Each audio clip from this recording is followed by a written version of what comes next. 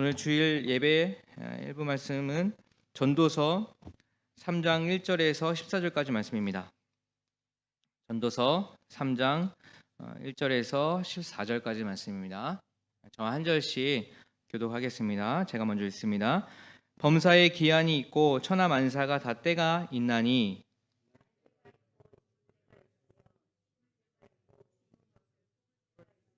죽일 때가 있고 치료할 때가 있으며 헐 때가 있고 세울 때가 있으며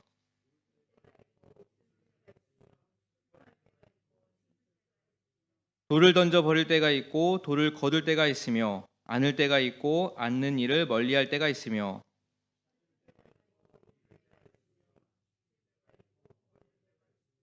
찢을 때가 있고 꿰맬 때가 있으며 잠잠할 때가 있고 말할 때가 있으며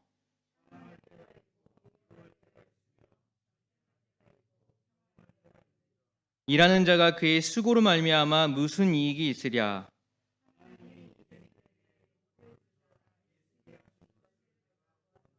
하나님이 모든 것을 지으시되 때를 따라 아름답게 하셨고 또 사람들에게는 영혼을 사모하는 마음을 주셨느니라.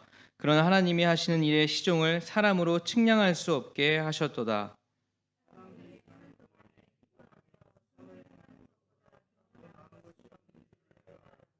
사람마다 먹고 마시는 것과 수고함으로 낙을 누리는 그것이 하나님의 선물인 줄도 또한 알았도다.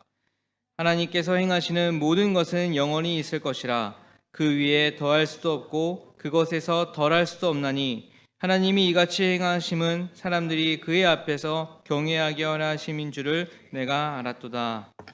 아멘.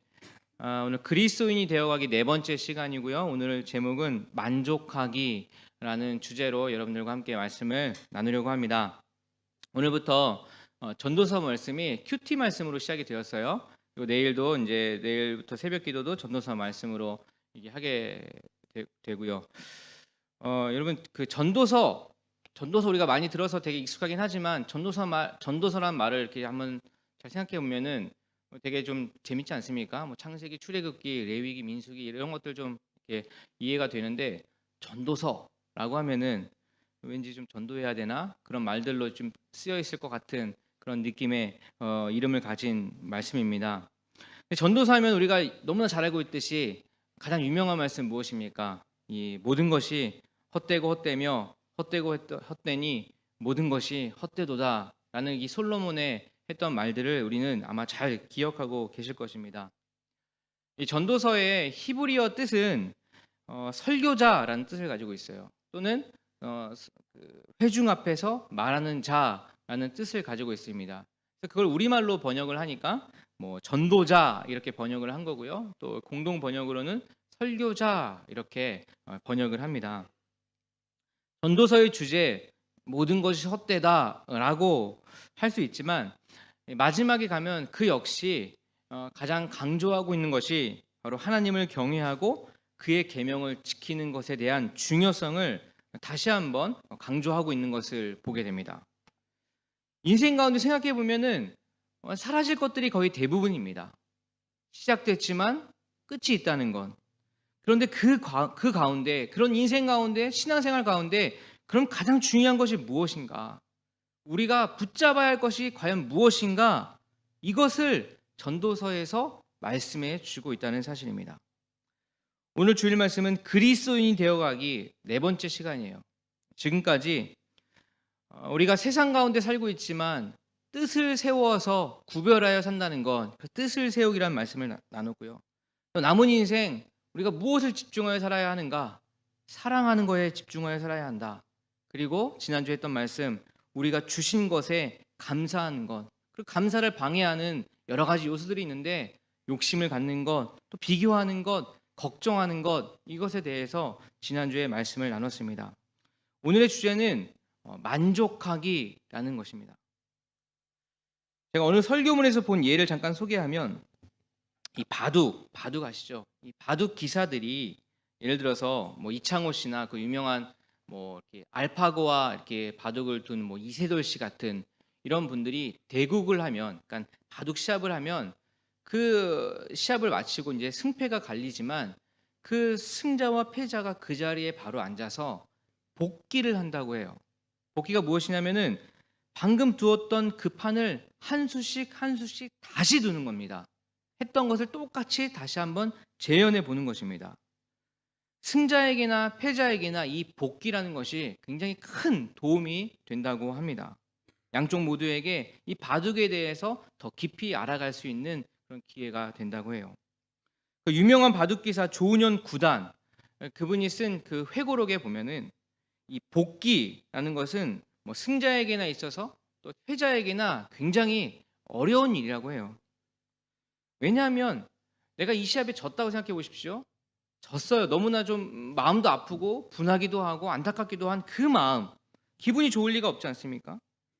근데 다시 그거를 똑같이 둔다고 생각하면 얼마나 좀 마음이 힘들겠습니까?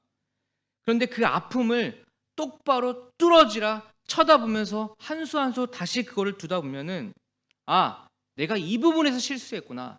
내가 이 부분에서 잘못 생각했구나 알게 되고 다시는 그런 실수를 하지 않게 된다는 것입니다. 반면 승리한 사람도 마찬가지라는 거예요. 내가 지금 승리해서 기분은 좋지만 다시 이렇게 한 수 한 수 두다 보면은, 아, 이 게임은 내가 잘해서 이긴 것이 아니구나 알게 된다는 거예요. 상대방이 실수해서, 상대방이 여기 두어야 하는데 잘못 다른 곳에 두어서 그 순간 판세가 바뀌어서 내가 이기게 됐구나. 나에게도 승리를 했지만 이런 어려운 순간들이, 위기의 순간들이 계속 있었구나라는 것을 깨닫게 되는 순간 우쭐했던 그런 마음들이 겸손해질 수 있다는 것입니다. 그래서 이 바둑의 복기를 잘하면 둘 다에게 아주 큰 그런 이익을 얻을 수 있게 된다는 것입니다. 제가 이 말씀을 묵상하면서 또 이 예를 함께 보면서 한번 생각을 해보게 되었어요. 우리의 인생도 좀 한번 복기를 해볼 때가 되지 않았는가. 34년이라는 우리 교회의 역사를 보면서 이제는 우리 교회도 다시 한번 뒤를 한번 다시 돌아봐야 할 때가 되지 않았는가 라는 생각을 해보면서 이 복기가 참 중요하다라는 생각을 가지게 되었습니다. 그렇다면 우리의 신앙생활에 있어서, 우리의 살아온 인생에 있어서 좋은 복기란 무엇인가, 어떻게 하면 좋은 복기가 될 수 있을까, 이것을 오늘 세 가지로 함께 나눠보려고 합니다. 첫 번째는 우리의 삶에는 말씀처럼 때가 있다는 사실입니다. 전도서 3장 1절 말씀을 한번 같이 읽어볼까요? 3장 1절 말씀 같이 읽어보겠습니다. 시작. 모든 일에는 다 때가 있다. 세상에서 일어나는 일마다 알맞은 때가 있다. 그렇습니다. 이 모든 것에는 때가 있다라고 말씀하고 있습니다. 그런데 여기서 중요한 포인트가 있어요. 그냥 때가 있다라는 것이 아니라 알맞은 때가 있다라고 말씀을 하고 있다는 사실입니다. 전도서 3장 2절부터 쭉 읽어보면 우리 인생 가운데에는 태어날 때가 있고 죽을 때가 있고 심을 때가 있고 뽑을 때가 있고 죽일 때가 있고 살릴 때가 있다고 합니다. 또한 세울 때가 있고 허물 때가 있다고 말씀하고 있어요. 울 때가 있고 웃을 때가 있다고 말씀하고 있습니다. 지금까지 살아온 인생 잠깐만 한번 뒤를 한번 쳐다보면, 우리 인생 가운데 이럴 때가 있었구나라고 우리는 분명히 인정할 수 있습니다. 살다 보면 잘 될 때가 있고요, 또 안 될 때가 있었습니다. 지금은 좀 안정된 삶을 누리는 것 같지만 그 안정된 삶을 살아오기까지의 그 과정에 얼마나 많은 위기가 찾아왔었는지도 우리는 알 수 있습니다. 근데 이러한 모든 때를 우리 어떤 사람의 관점으로, 그냥 인간적인 마음으로만 쳐다본다면 태어날 때는 좋죠. 너무나 기쁨입니다. 그러나 죽을 때는 슬프고 굉장히 안 좋은 것 같아요. 별로인 것 같습니다. 또 심을 때는 좋은 것 같지만 뽑힐 때는 안 좋은 것 같아요. 또 세울 때는 좋지만 허물 때는 좀 싫습니다. 웃을 때는 되게 좋은데 울 때는 좀 안 좋은 것 같아요. 이것이 보통 일반적인 우리가 바라보는 그런 관점이라고 할 수 있죠. 그렇지만 말씀에는 모든 일에는 다 때가 있다라고 말씀하고 있습니다. 그리고 세상에서 일어나는 일마다 다 알맞은 때가 있다라고 말씀하고 있어요. 이것이 솔로몬을 통한 하나님의 관점을 말해주고 있는 것입니다. 우리는 습관적으로 좋은 때, 안 좋은 때, 좋은 것, 안 좋은 것이라고 구별할 수 있지만 하나님 보시기에는 그 모든 것이 알맞은 때다라고 말씀하고 있다는 사실입니다. 그런데 왜 하나님께서는 모든 때가 알맞은 때가 있다라고 이렇게 말씀하고 있는 것일까? 그것은 모든 때의 주관자, 모든 시간의 주관자가 바로 하나님 자신 되기 때문입니다. 모든 때를 하나님께서 다스리고 계신다는 거예요. 하나님께서 이 모든 시간을 다 붙잡고 계신다는 것을 말씀하고 있다는 것입니다. 여러분 10절 말씀 한번 보십시오. 10절 말씀. 이제 보니 이 모든 것은 하나님이 사람에게 수고하라고 지으신 짐이다. 이제 보니 이 모든 것이라고 말씀하고 있어요. 이 모든 것. 다시 말해 모든 때의 주관자가 바로 하나님 자신이다라고 말씀하고 있는 것입니다. 그렇기 때문에 9절 말씀 보십시오. 9절 말씀에 사람이 애쓴다고 해서 이런 일에 무엇을 더 보탤 수 있겠는가? 때의 주관자 그리고 가장 좋은 때를 아시는 주님이 계시기 때문에 사람이 좀 아무리 애쓴다고 하더라도 그때를 오게 하거나 오지 않게 하거나 이거 할 수 없다라고 말씀하고 있는 것입니다. 그러므로 우리에게 필요한 것은 무엇입니까? 하나님의 때를 인정하는 것입니다. 하나님이 이 시간을 주관하고 계신다는 것을 믿는다는 것입니다. 다시 다른 말로 표현하면은 지금의 때를 만족해야 된다라고 말하고 있는 것입니다. 하나님께서 모든 때의 주관자 되심을 온전히 우리가 신뢰하고 주님을 온전히 믿고 나아갈 때 하나님의 때를 인정할 때 우리는 지금 이 순간 가장 좋은 때를 누리고 있다는 것, 매 순간 가장 좋은 때라는 것을 우리는 알 수 있게 된다는 것입니다. 두 번째, 우리가 신앙생활에 있어서 우리의 인생에 있어 좋은 복기란 무엇인가? 두 번째는 때를 기다리는 것입니다. 기다린다는 말을 바꿔 표현하면 인내라고 표현할 수 있죠. 인내. 11절 말씀 한번 읽어볼까요? 11절 말씀 시작. 하나님은 모든 것이 제때에 알맞게 일어나도록 만드셨다. 더욱이 하나님은 사람들에게 과거와 미래를 생각하는 감각을 주셨다. 그러나 사람은 하나님이 하신 일을 처음부터 끝까지 다 깨닫지는 못하게 하셨다. 하나님께서는 모든 것을 제때에 일어나도록 만드셨다라고 말씀합니다. 때의 주관자 되시는 분이야말로 그것이 가장 언제 좋은지, 가장 언제가 좋은 타이밍인지를 안다는 것입니다. 그분이 바로 우리의 아버지 되신 하나님 되십니다. 물론 우리에게도 과거와 미래를 볼 수 있는 그런 감각을 주셨어요. 그래서 어떤 사람들은 10년, 20년, 30년 이렇게 내다봅니다. 그래서 거기에 투자도 하고 그래서 부자가 되기도 하고 여러 가지 것들을 준비하는 사람들도 우리 주위에 있어요. 감각이 뛰어난 사람들. 그러나 그렇다고 해서 하나님이 하시는 모든 것을 다 알 수는 없다라고 말씀을 하고 있습니다. 자, 그렇다면 우리가 할 수 있는 최선은 과연 무엇일까? 그것은 먼저 하나님을 인정하는 것, 하나님의 때를 인정하는 것, 그리고 하나님을 온전히 신뢰하며 나에게 가장 알맞은 때를 기다리며 나뿐만이 아니라 너의 때도 내가 기다릴 수 있고 당신의 가장 좋은 때도 내가 기다릴 수 있는 바로 지금을 만족하는 자세가 필요하다는 것입니다. 코로나19가 지금도 유행하고 있죠. 3년 전부터 지금에 이르기까지 정말 우리의 삶에 많은 것들을 바꾸어 놓았습니다. 아예 삶의 프레임을 다 바꾸어 놓았어요. 여러분들에게도 참 고민이 많으시죠. 특별히 그것과 관련 있는 일들을 하신 분들, 도대체 어떻게 앞으로 사업을 해 나가야 할 것인가, 어떻게 준비를 해 나가야 할 것인가, 여러 가지 참 고민이 많을 것입니다. 근데 저도 교회 목사로서요, 여러 가지 고민이 많이 있습니다. 과연 앞으로 우리가 어떻게 예배를 드리면 좋은가? 과연 이렇게 다 모여서 같이 무언가 할 수 있을까? 모이라고 하지 않아도 정말 우리가 모일 수 있을까? 이런 생각을 해보게 됩니다. 여러 가지 어려운 상황이 닥쳐왔어요. 과연 이것을 어떻게 극복해낼 수 있을까? 어떻게 변할 것인가? 나는 과연 어떤 답을 갖고 있는가? 어떤 방법을 제시할 수 있는가? 스스로에게 던지는 질문이 참 많이 있습니다.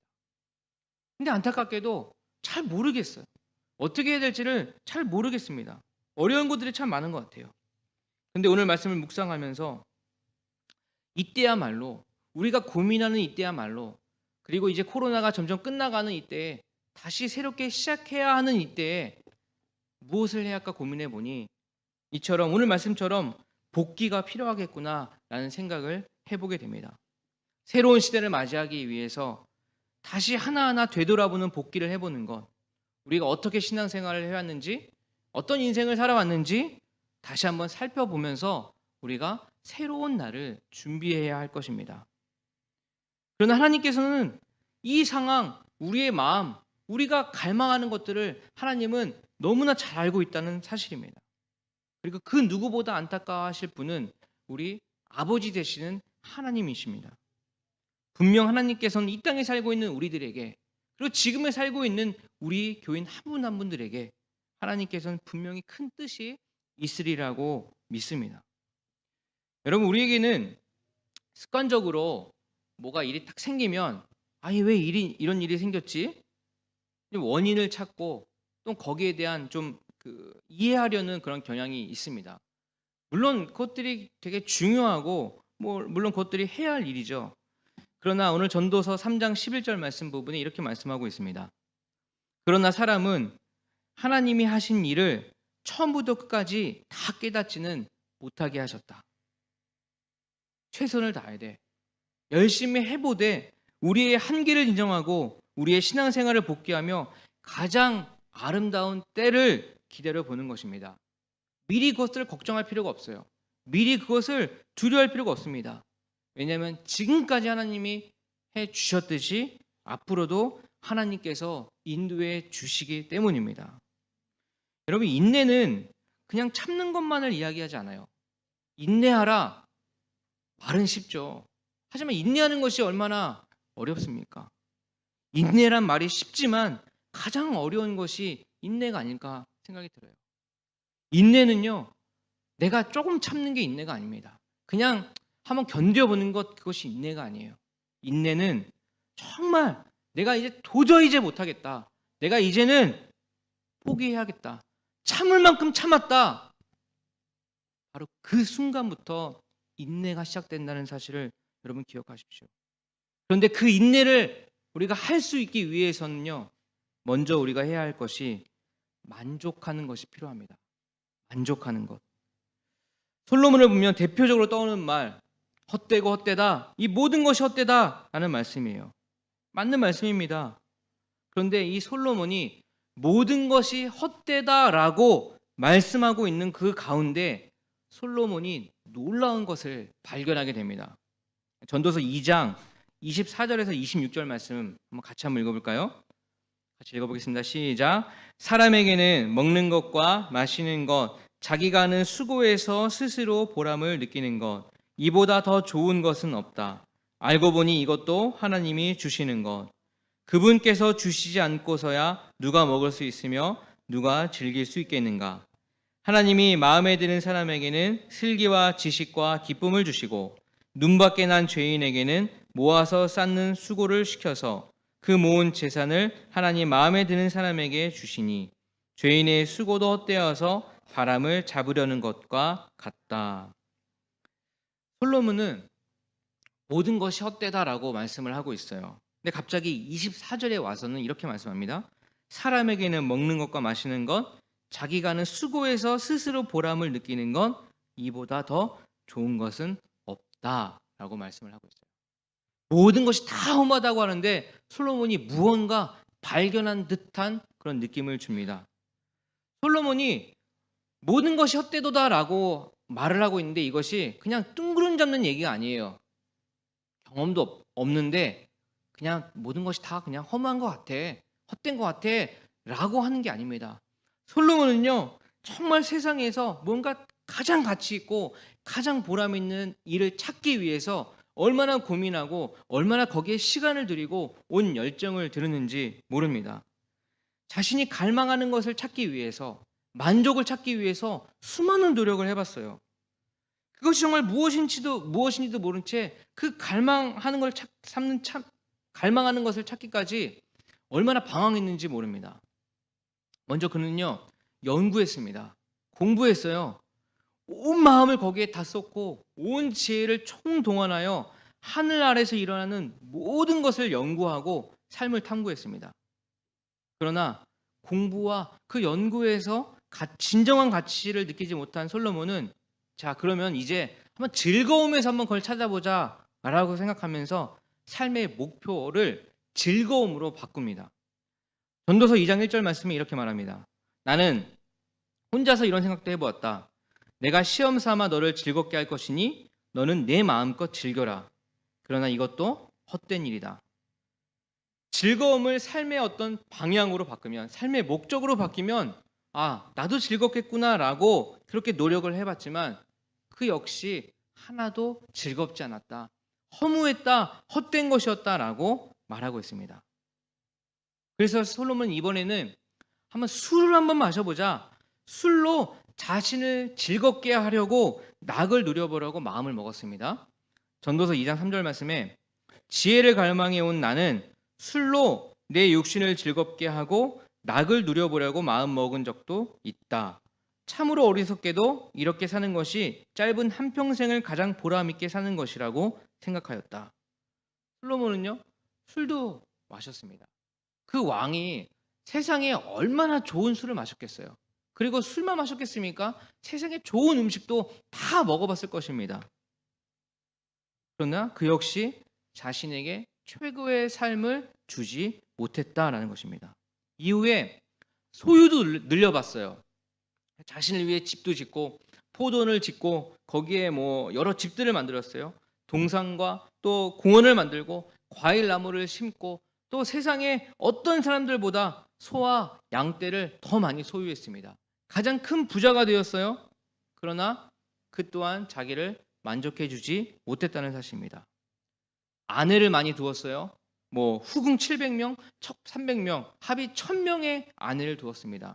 얼굴도 다 기억하지 못할 거예요. 그러나 그 또한 자신을 만족시켜 주지 못했다는 것입니다. 이처럼 솔로몬은 진정한 가치와 만족을 위해서 직접 해보았다는 거예요.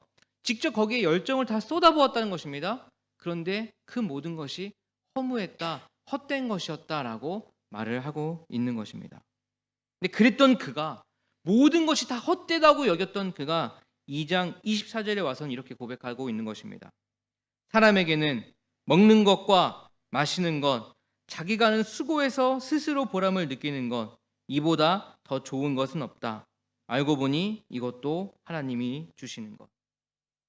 모든 것이 다 헛되도다라고만 느꼈던 그의 인생 가운데 찾아온 새로운 가치, 새로운 행복을 느끼는 순간입니다. 다른 어떤 것으로도 채워줄 수 없는 그 무언가를 발견하게 되는데 바로 그것이 무엇입니까? 사람에게는 먹는 것과 마시는 것, 자기가 하는 수고에서 스스로 보람을 느끼는 것. 여러분, 이것이 무엇입니까? 여러분들도 이것이 가장 즐겁지 않습니까? 내가 하는 일에 성취감을 느끼고 사람들과 만나서 먹고 마시는 것. 여러분, 이걸 한마디로 표현해서 무엇입니까? 일상입니다. 일상. 당연하게 여겨왔던 것들, 그냥 사람들 만나서 교제하고 손잡고 포옹하고 맛있는 거 먹고 이야기하고 수다 떨고 이런 수많은, 그냥 우리가 특별하게 생각하지 않았던, 당연하게 여겨왔던 바로 그건, 솔로몬은 수많은 것들에 마음을 쏟아봤지만 가장 좋은 건, 가장 가치가 있는 것이 바로 일상이다. 이것도 하나님이 주셨다라고 고백을 하고 있는 것입니다. 여러분, 솔로몬의 상황이 바뀌었습니까? 솔로몬의 어떤 일이 바뀌었습니까? 솔로몬이 왕이 자리에서 내려온 것도 아니고 그의 부가 사라진 것도 아니고 그의 아내가 배신하고 떠난 것도 아닙니다. 그는 여전히 지혜 있는 자였고 여전히 수많은 능력을 갖고 있는 사람이었어요. 그런 그가 어떻게 이 일상이 가장 좋다고 고백을 할 수 있겠습니까? 그 주변이 아무것도 변한 게 없어요. 그 주변에 있는 사람들도 변한 것이 없습니다. 그러나 다만 그의 시선과 그의 마음이 바뀌었다는 것입니다.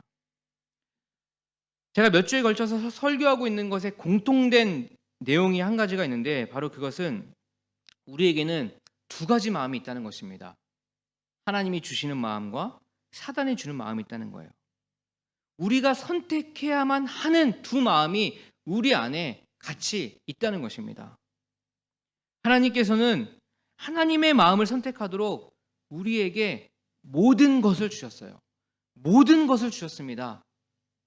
우리를 위해서 십자가에 못 박혀 돌아가셨어요.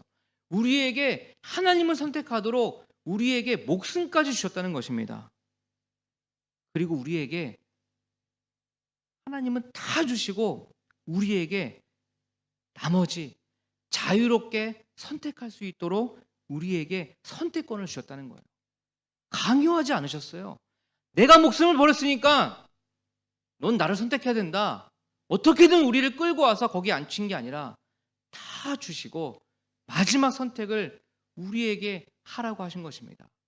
여러분, 그것이 얼마나 하나님이 우리를 사랑하시는지를 알 수 있는 건 아니겠습니까? 하나님이요, 우리를 강제로 끌고 와서 하나님 앞에 앉힐 수 있어요. 우리를 하나님을 사랑하게 만들 수 있어요. 그렇지만 하나님은 그러지 않으셨어요. 우리에게 자유를 주셨어요. 다 주시고 하실 수 있는 것 다 하시고 하나님을 선택할 수 있는 자유를 주셨다는 것입니다. 그것이 진짜 하나님의 사랑이죠. 여러분, 우리가 마음의 문을 열고 하나님을 바라보고 하나님을 소원하고 눈을 들어 하나님을 바라봤을 때 우리에게 가장 큰 선물이 다른 어떤 것이 아니라, 어떤 부가 아니라, 어떤 소유가 아니라 바로 일상이라는 것을 깨닫게 됩니다. 지금 살고 있는 일상, 지금 이것을 감사하고 만족할 때 우리는 진짜 큰 행복을 누릴 수 있게 된다는 것입니다. 마지막으로 우리 신앙생활에 있어서 가장 좋은 복기란 무엇인가? 세 번째로 하나님이 행하실 것을 소망하는 것입니다. 소망하기에 전제가 있는데 바로 믿음입니다. 믿음이 전제가 돼야지 소망을 우리가 할 수 있다는 것입니다. 14절 말씀 보십시오. 이제 나는 알았다. 하나님이 하시는 모든 일은 언제나 한결같다. 거기에다가는 보탤 수도 없고 뺄 수도 없다. 하나님이 이렇게 하시니 사람은 그를 두려워할 수밖에 없다. 세상에는 날 때가 있고요. 죽을 때가 있습니다. 심을 때가 있고 뽑을 때가 있고 허물 때가 있고 세울 때가 있어요. 대부분 시작과 끝이 있다는 것입니다. 그런데 하나님께서 주관하시는 것은, 하나님께서 붙들고 있는 것은 영원하다라고 말씀하고 있어요. 모든 것을 그냥 사물로만 바라본다면 그것은 언젠가 사라질 것입니다. 언젠가는 다 죽어버릴 거예요. 그렇지만 이 모든 것을 하나님의 마음으로, 하나님의 시선으로 바라본다면, 하나님과 동행한다면 마치 요셉처럼 여호와께서 요셉과 함께 하심으로 그가 형통하였다라고 우리의 삶도 그렇게 인정할 수밖에 없다는 것입니다. 여러분, 요셉의 삶이 여호와께서 함께 하심으로 형통하였다라고는 하지만, 여러분, 요셉이 형들에게 미움을 받아서 노예로 팔려가고 오해를 받아서 감옥에 갇히고 그렇게 힘든 삶을 살고 있는 그 요셉의 인생에 진짜 형통하구나, 잘 되고 있구나, 어찌 그렇게 우리가 쉽게 말을 할 수 있겠습니까? 힘들어 죽을 것 같은 사람 앞에서, 정말 아파서 병이 들어서 매일매일 투병하고 있는 그 사람 앞에 가서 형통한 삶을 살고 계시네요. 우리가 어떻게 말할 수 있겠습니까? 그러나 하나님께서는 우리에게 가장 알맞은 때를 주셨다는 것입니다. 요셉은 어떠한 상황에 있다 하더라도 하나님께서 허락하신 알맞은 때를 겪고 있었다는 사실입니다. 그에게 필요한 때를 주셨고 그에게 가장 알맞은 때를 주셨다는 것입니다.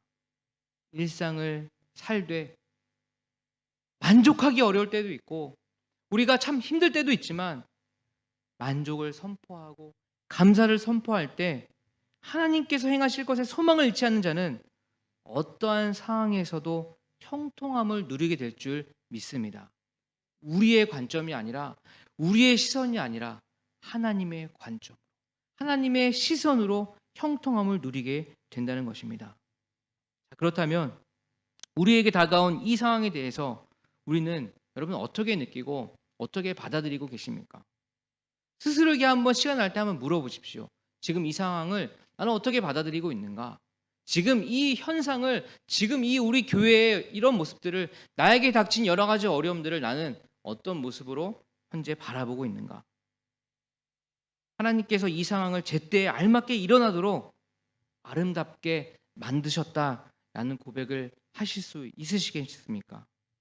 여러분, 그것을 정말 깨닫는 은혜가 있다면요, 우리는 여러 가지 상처가 있어요. 여러 가지 아픔이 있습니다. 무언가 벗어나려고 싶은 그런 마음들이 있어요. 그렇지만 정말 그것을 깨닫는 은혜가 우리에게 찾아온다면 우리는 상처를 해결하려고 하는 것이 아니라 상처를 여기에 품고 갈 수가 있게 됩니다. 아픔을 뭔가 회복하고 싶지만 하나님이 이때가 가장 알맞은 때라는 것을 우리가 알 수 있다면, 그 은혜를 우리가 받는다면 우리는 그 아픔을요, 이 안에 넣고 갈 수 있게 된다는 거예요. 여러분, 한 번 난 상처가요, 그 기억이요, 한 번 은혜 받았다고, 한 번 예배 드렸다고 우리 마음속에서 사라져 버립니까? 우리 머릿속에서 그것들이 사라져 버립니까? 아무리 좋은 메시지를 듣는다 하더라도, 아무리 좋은 찬양과 예배를 드린다 하더라도 우리가 갖고 있는 고민과 생각과 그 아픔과 상처가 어찌 단 한 번에 그것들이 다 사라져 버리겠습니까? 여전히 우리 마음속 깊은 곳에 자리 잡고 있습니다. 그러나 그것이 사라지지 않는다 하더라도 하나님의 은혜가 임하면 그것을 쥐고, 그것을 품고, 그것을 간직하고 있대. 무겁지만 어렵지만 그럼에도 불구하고 가야 할 길을 또다시 갈 수 있게 된다는 것입니다.